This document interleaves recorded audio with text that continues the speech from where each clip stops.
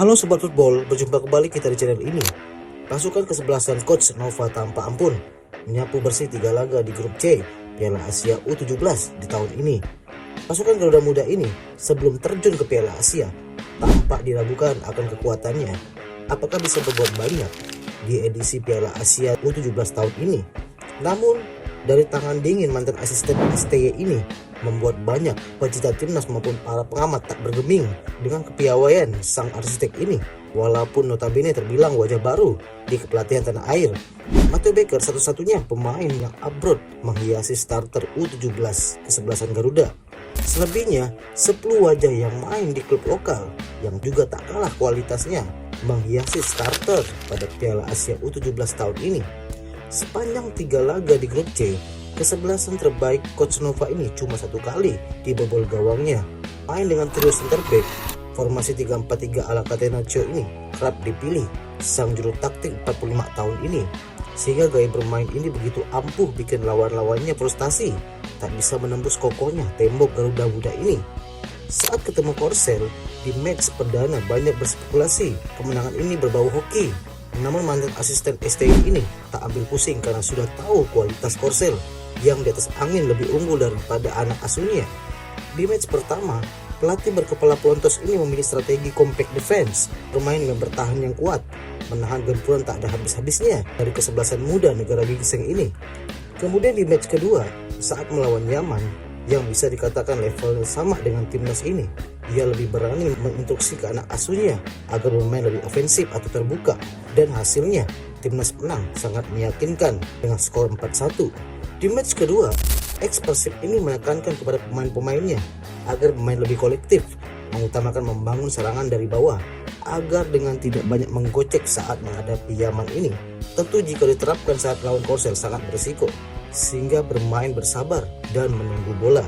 Kemudian di match terakhir saat melawan Afghanistan, ia tampak santai karena tahu sebenarnya tim ini kualitasnya di bawah Yaman, sehingga 6 pilar utamanya di 2 match sebelumnya pada laga terakhir ini disimpan dan duduk di bench, sehingga memberi kesempatan kepada pemain lainnya yang minim jam terbang untuk unjuk gigi demi persiapan Piala Dunia nanti.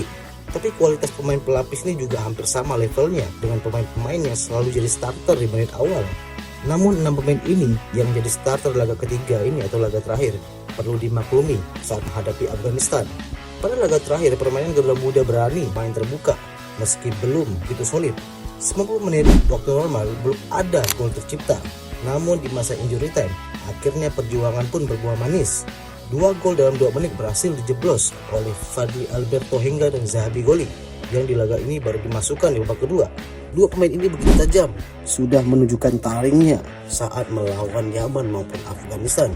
Bisa saja saat melawan Korea Utara, 2 pemain ini bisa saja mencetak gol. Secara umum, permainan di laga terakhir di grup C ini sudah terbilang baik. Namun di balik kemenangan ada catatan untuk berbenah di 8 besar. Seperti masih ada beberapa pemain yang suka dribbling untuk coba unjuk skill melewati pemain lainnya. Tentu ini kurang efektif jika ingin mendapatkan kemenangan. Kecuali udah sejago Messi yang enteng banget ngecek pemain-pemain lain. Tentu di luar dugaan, Garuda U17 ini sukses menyapu bersih 3 kemenangan dan menjadi salah satu dari 2 tim yang paling superior bersama Uzbekistan tanpa kalah dan imbang di fase grup. Kemudian menjadi negara yang paling minim dijebol, hanya 1 kali kebobolan di fase grup bersama Korea Selatan, dan 5 dari 7 gol yang dibuat Indonesia tercipta di menit-menit akhir pada babak kedua, sedangkan 2 gol lainnya berhasil dijebol di babak pertama. Sementara itu, negara ASEAN lainnya, Thailand dan Vietnam sungguh malang nasibnya. 2 negara ini angkat koper lebih awal di Piala Asia U17 tahun ini setelah 3 hasil imbang yang didapatkan Vietnam dan 3 kekalahan beruntun yang dialami Thailand belum mampu meloloskan mereka di 8 besar. Di 8 besar nanti, sang runner-up grup D Korea Utara sudah menunggu untuk melawan pasukan Garuda. Secara kualitas, tim ini bukanlah sesuperior Korsel. Namun kesebelasan Garuda Muda ini harus waspada dengan permainan kesebelasan muda Korea Utara ini yang punya determinasi, body balance yang kuat. Jadi perlu diantisipasi pemain-pemain timnas ini. Bisa jadi Coach Nova akan tetap gunakan formasi 3-4-3 dengan bermain counter attack, compact defense, dan tidak kasih banyak ruang. Karena beberapa gol yang didapatkan pemain-pemain Korea Utara ini karena ada celah dari lawan-lawannya, sehingga bisa melakukan tendangan dari luar kotak penalti dan berujung gol. Jika menang, tentu Coach Nova ini akan menyusul pencapaian timnas U23 yang kemarin berhasil lolos ke semifinal. Oke, hanya itu ulasan singkat saya. Jika kalian suka dengan pembahasan Sobat Bola 77, disupport biar channel ini semakin ramai yang tahu. Oke, terima kasih. Semoga kita bertemu kembali di konten-konten selanjutnya.